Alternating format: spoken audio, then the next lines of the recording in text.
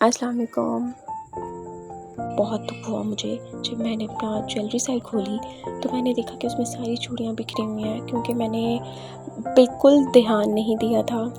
शादी के बाद मैंने कोई ध्यान नहीं दिया। मुझे बहुत गिफ्ट्स मिले और चूड़ियाँ मेरी पप्पू अक्सर मुझे, जब मैं उनके घर जाती हूँ तो वो मुझे कोई ना कोई चूड़ियाँ ज़रूर देती हैं कि ये लो, ये पहन लो, क्योंकि मैं इतनी चूड़ियाँ नहीं पहनती।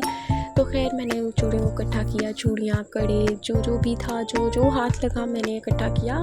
अभी ज्वेलरी सेशन मेरा बाकी है, वो मैं इंशाल्लाह कल कर लूँगी। लेकिन पहले चूड़ियों को उठाया, देखा तो बहुत बुरा हाल था चूड़ियों का। फिर मैंने इनको इकट्ठा करना शुरू किया।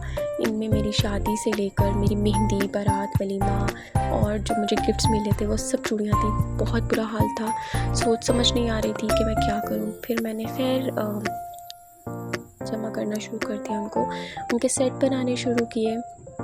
आखिरकार सेट बन गए, लेकिन थोड़ी मेहनत लगी, थोड़ी नहीं बहुत लगनी भी थी, क्योंकि 2 साल हो चुके थे और मैंने इनकी तरफ ध्यान नहीं दिया था। मुझे कुछ समझ नहीं आ रहा था कि मैं कहाँ रखूँ, क्या करूँ। फिर मैंने सारे सब कुछ इकट्ठा किया। इकट्ठा करने के बाद सेट बनाए और थोड़ा हो जाता है, आप बहुत बिजी हो जाते हो, लेकिन फिर भी जब मैंने इन सबको देखा तो मुझे लगा कि यार नहीं, मुझे ध्यान देना चाहिए था, जो मैं नहीं दे सकी।